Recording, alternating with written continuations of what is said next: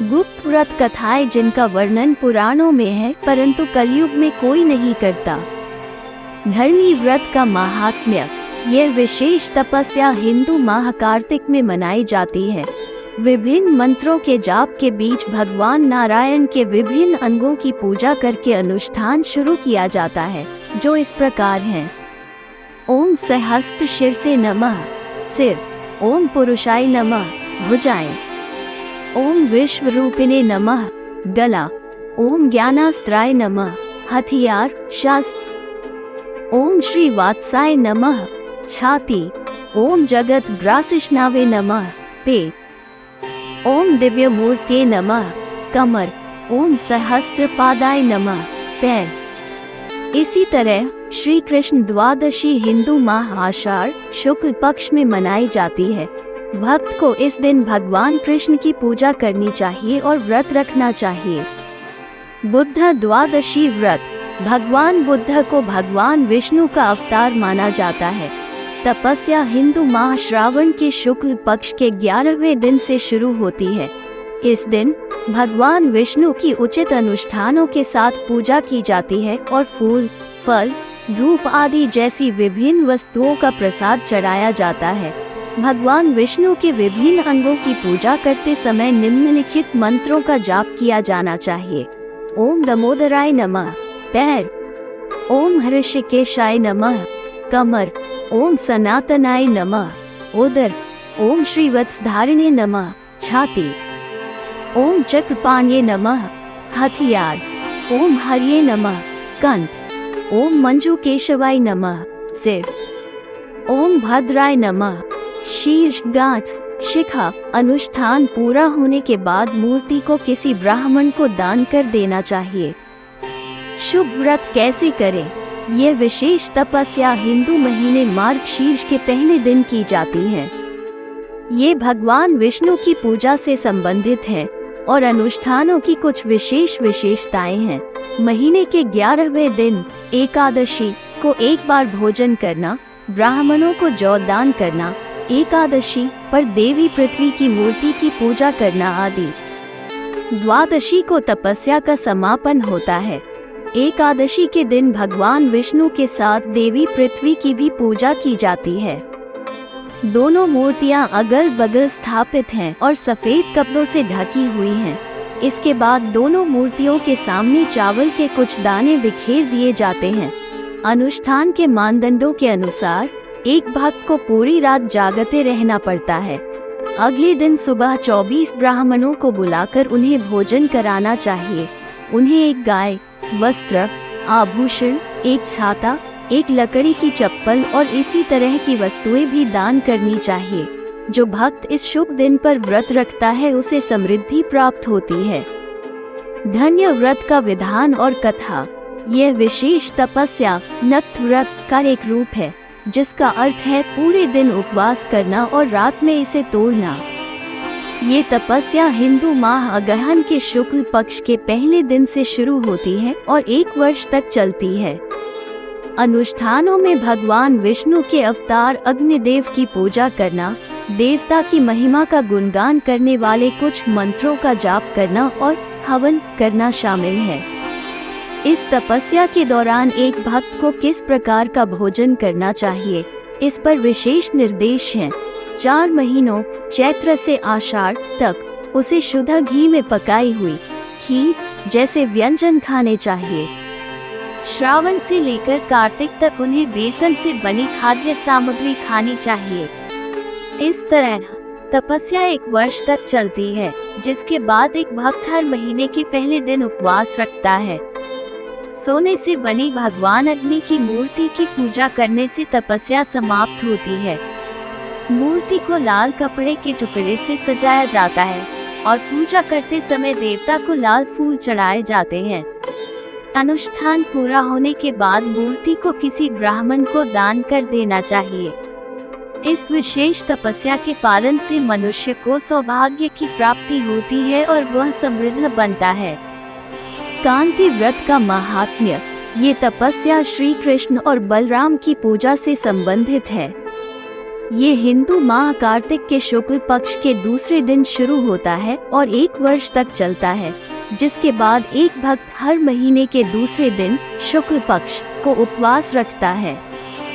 बलराम की पूजा करते समय भक्त को बलदेवाय नमः का जाप करना चाहिए और श्री कृष्ण की पूजा करते समय मोकेशवाय नमः का जाप करना चाहिए। इसके बाद दोनों देवताओं को अर्घ्य दिया जाता है। रात्रि के समय व्रती को जौ के आटे से बना भोजन करना चाहिए, परंतु जिन भक्तों ने फाल्गुन से आरंभ करके 4 मास तक इस तपस्या का संकल्प किया है, उन्हें केवल खीर खाकर ही निर्वाह करना चाहिए। क्रमशः अघन और कार्तिक महीनों के दौरान यज्ञ अग्नि में चावल और तिल की आहुति दी जाती है। वर्ष के अंत में देवता चंद्रमा की पूजा करके अनुष्ठान का समापन किया जाता है। अंत में तीनों मूर्तियां श्री कृष्ण, बलराम और चंद्रमा ब्राह्मणों को दान कर देनी चाहिए। जो भक्त इस तपस्या का पालन करता है उसे आकर्षक व्यक्तित्व प्राप्त होता है।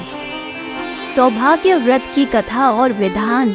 ये तपस्या हिंदू माह फाल्गुन के शुक्ल पक्ष के तीसरे दिन शुरू होती है और 1 वर्ष तक चलती है, जिसके बाद एक भक्त हर महीने के तीसरे दिन शुक्ल पक्ष को उपवास रखता है। परंपरा के अनुसार एक भक्त इस शुभ दिन पर शिव पार्वती या श्री हरि लक्ष्मी की पूजा कर सकता है। पूजा करते समय भक्त को निम्नलिखित मंत्रों का जाप करना चाहिए। ओम गंभीराय नमः, ओम सौभाग्याय नमः, ओम देवदेवाय नमः, ओम त्रिनेत्राय नमः, ओम वाचस्पति नमः, ओम रुद्राय नमः आदि। अनुष्ठानों की एक महत्वपूर्ण विशेषता यज्ञ अग्नि में शहद और घी की आहुति देना है। अनुष्ठान के दौरान एक भक्त को शुद्ध अनाज, अधिमानतः गेहूं से बना भोजन करना चाहिए। वर्ष के अंत में अनुष्ठान पूरा होने के बाद मूर्तियों को ब्राह्मणों को दान कर देना चाहिए। जो कोई भी इस तपस्या का पालन करता है उसे लगातार 7 जन्मों तक सौभाग्य प्राप्त होता है। अविघ्न व्रत का क्या महत्व है, ये जाने। जैसा कि नाम से ही स्पष्ट है, ये तपस्या मनुष्य के सभी विघ्नों को दूर कर देती है। ये हिंदू माह फाल्गुन के शुक्ल पक्ष के चौथे दिन शुरू होता है और 4 महीने तक चलता है, जिसके बाद एक भक्त हर महीने के चौथे दिन शुक्ल पक्ष को उपवास रखता है। इस तपस्या की एक महत्वपूर्ण विशेषता इसके अनुष्ठानों में तिल का महत्व और उपयोग है। यह न केवल आहार का मुख्य घटक है, बल्कि इसे यज्ञ अग्नि में भी चढ़ाया जाता है और ब्राह्मणों को दान भी दिया जाता है। 4 महीने तक इस तपस्या को करने के बाद एक भक्त को 5वें महीने में भगवान गणेश की पूजा करके और तिल से भरे 5 बर्तनों के साथ एक ब्राह्मण को गणेश मूर्ति का दान करके इसे समाप्त करना चाहिए। भगवान गणेश की पूजा करते समय उन्हें निम्नलिखित मंत्रों का जाप करना चाहिए। ओम शूराय नमः, ओम धीरेय नमः, ओम गजाननाय नमः, ओम लंबोदराय नमः, ओम एकदशत्र नमः आदि। इस प्रकार भक्त सभी प्रकार की बाधाओं से मुक्त हो जाता है और उसकी सभी इच्छाएं पूरी हो जाती हैं। पूरा हुआ। शांति व्रत का महात्म्य। ये तपस्या हिंदू माह कार्तिक के शुक्ल पक्ष के 5वें दिन शुरू होती है और 1 वर्ष तक चलती है, जिसके बाद एक भक्त प्रत्येक महीने के 5वें दिन शुक्ल पक्ष को उपवास रखता है। इसका संबंध भगवान विष्णु और शेषनाग की पूजा से है। इस तपस्या के दौरान भक्त को गर्म और मसालेदार भोजन से परहेज करना चाहिए। भगवान विष्णु की मूर्ति को मंत्रों का जाप करके और दूध से स्नान करके शुद्ध किया जाता है। यज्ञ अग्नि में तिल और दूध की आहुति दी जाती है। वर्ष के अंत में अनुष्ठान पूरा होने पर ब्राह्मणों को आमंत्रित कर भोजन कराया जाता है। अंत में शेषनाग की मूर्ति उनमें से एक को दान कर दी जाती है। जो भक्त इस तपस्या को करता है वो अपने जीवन में सभी प्रकार की अशांति से मुक्त हो जाता है और शांति का अनुभव करता है। काम व्रत का पालन और अनुष्ठान। ये तपस्या भगवान कार्तिकेय की पूजा से संबंधित है और हिंदू महीने पौष के शुक्ल पक्ष में मनाई जाती है। इस महीने के छठे दिन एक भक्त से फलों के अलावा कुछ भी नहीं पर रहने की उम्मीद की जाती है। भगवान कार्तिकेय को कई अन्य नामों से भी जाना जाता है। षडानन, सेनानी, कृतिकासूद, कुमार, स्कंद आदि। साल के अंत में ब्राह्मणों को भोजन कराने और उन्हें दान देने से ये तपस्या समाप्त होती है। जो भक्त इस तपस्या को करता है उसकी सभी मनोकामनाएं पूरी होती हैं। आरोग्य व्रत कैसे करें? ये तपस्या भगवान सूर्य नारायण की पूजा से संबंधित है, जिन्हें आदित्य, भास्कर, रवि, भानु, दिवाकर, प्रभाकर आदि कई अन्य नामों से भी जाना जाता है। भक्त को किसी भी महीने के 7वें दिन व्रत रखना चाहिए और पूजा करनी चाहिए भगवान सूर्य नारायण। व्रत अगले दिन अष्टमी को खोलना चाहिए। उपर्युक्त अनुष्ठानों का पालन करने के बाद एक भक्त इस अनुष्ठान को 1 वर्ष तक जारी रख सकता है। जो भक्त इस तपस्या का अनुष्ठान करता है वह सभी प्रकार के रोगों से मुक्त हो जाता है और स्वस्थ जीवन का आनंद लेता है। पुत्र प्राप्ति व्रत के आयोजन के नियम। ये तपस्या हिंदू माह भाद्रपद के शुक्ल पक्ष के 8वें दिन शुरू होती है। अनुष्ठान में पिछले दिन सप्तमी को एक संकल्प लेना और अगले दिन उचित अनुष्ठानों के साथ भगवान श्री हरि की पूजा करना शामिल है। यज्ञ अग्नि में आहुति दी जाती है, जिसमें आमतौर पर जौ, तिल, घी आदि सामग्री शामिल होती है। आमंत्रित ब्राह्मणों को भोजन कराने और उन्हें दान देने से तपस्या समाप्त होती है। इस प्रकार तपस्या 1 वर्ष तक चलती है, जिसमें एक भक्त हर महीने की अष्टमी को उपवास रखता है। यदि कोई पुत्रहीन व्यक्ति पूरी निष्ठा से इस तपस्या को करता है तो उसे पुत्र की प्राप्ति होती है। ये तपस्या, जिसे कृष्ण अष्टमी के नाम से जाना जाता है, एक भक्त को गंभीर पाप से मुक्त होने में भी मदद करती है। शौर्य एवं सार्वभौम व्रत का महात्म्य। शौर्य और सार्वभौम व्रत देवी दुर्गा की पूजा से संबंधित है और हिंदू महीने अश्विन के शुक्ल पक्ष के 9वें दिन मनाए जाते हैं।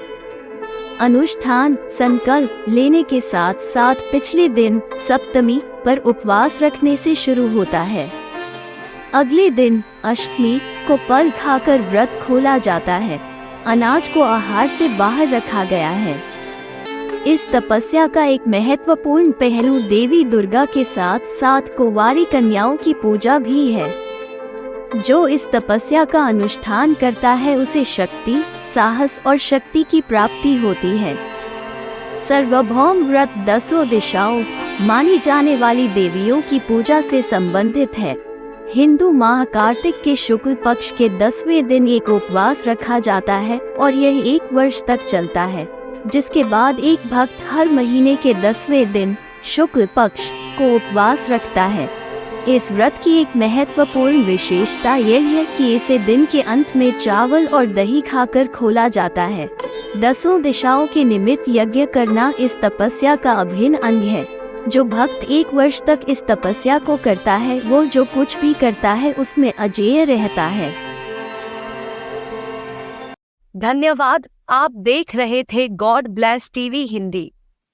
हमारे साथ जुड़ने के लिए सब्सक्राइब अवश्य करें।